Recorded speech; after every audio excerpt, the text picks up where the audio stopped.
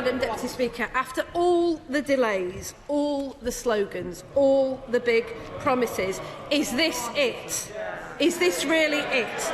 The sum total of ambition for our proud coastal and industrial towns, our villages and our great cities. The Secretary of State was heard with respect. I don't expect the Shadow Secretary of State to be shouted at. Lisa Nandy. Madam Deputy Speaker, they don't disrespect us when they chunter and cheer. They disrespect the people of this country. Seriously, is this it? The sum total of our ambition for our coastal and industrial towns, our villages and our great cities is a history lesson on the rise of the Roman Empire. A minister scurrying around Whitehall, shuffling the deck chairs, cobbling together a shopping list of recycled policies and fiddling the figures. Is this really it? For some of us, Madam Deputy Speaker, this is personal.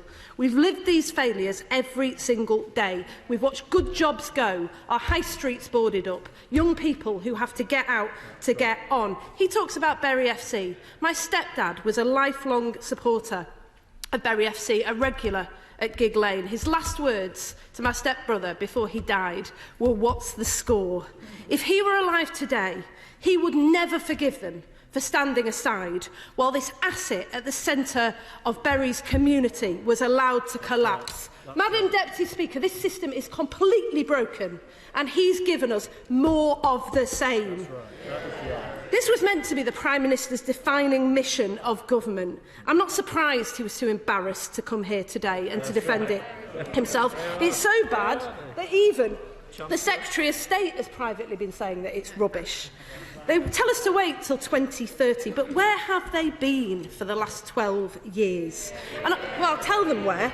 In Whitehall, turbocharging the decline of our communities, cutting off choices and chances for a generation of young people. Well, he talks about 12 missions. This is 12 admissions of failure. Let's take one of them.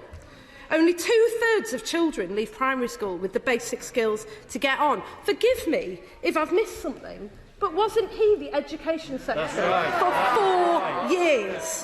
What about this? They want to tackle crime, but on their watch, fewer than 1 in 10 crimes are solved, and nearly all rapes go unprosecuted. Anyone would think, listening to this, that he wasn't in charge of the Justice Department. This is a government in freefall, out of ideas, out of energy, recycled, watered-down ambitions, and none of it is new. In fact, some of it so old that one of the better announcements that caught my eye was actually made in 2008 by Gordon Brown and has been running ever since.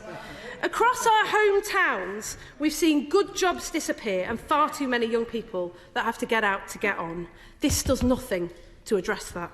He talks about a Medici-style renaissance, but can't he see what's happening in front of his eyes? Our high streets are struggling because the local economy is struggling. People don't have money to spend in our shops, our businesses, our high streets, and they're about to hike up their taxes.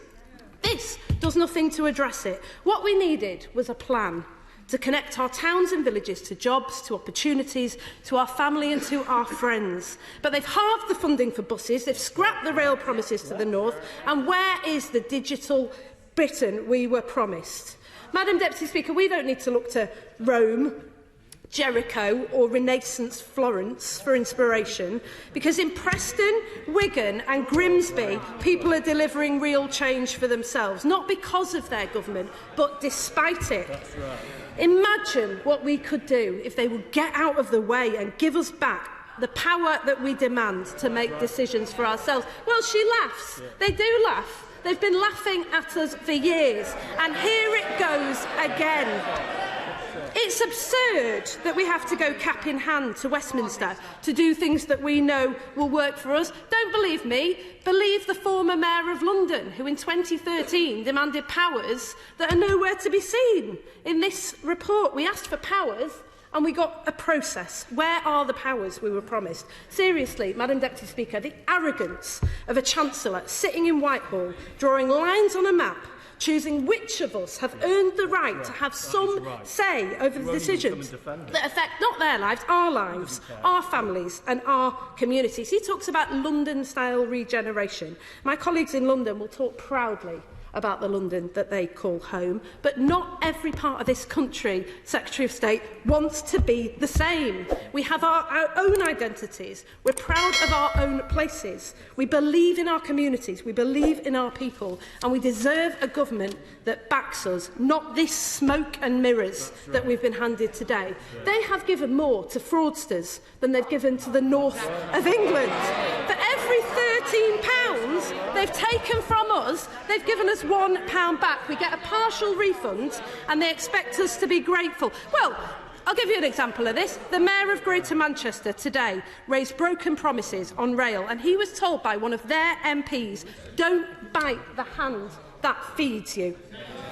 Madam Deputy Speaker, it's not their money, it's ours. Imagine what we could achieve if we had a government with an ambition for Britain that matched the ambition of the people in it. We could build good jobs in every community. There's a global race to create these jobs, and we will bring them here so that young people in our coastal and industrial towns can power us through the next generation like their parents and grandparents powered us through the last. In every community in this country, people know we can do so much better than this. Well-paid jobs, money back in people's pockets to genuinely transform our high streets, reform business rates to back our bricks and mortar businesses, buying, making and selling more in Britain, and an education recovery plan that stands as a testament to our commitment to the young people who make this country what it is. That is our mission, Madam Deputy Speaker, and today we've learnt one crucial thing. For all the spin and all the gloss, they won't do it because they don't believe in this country. So we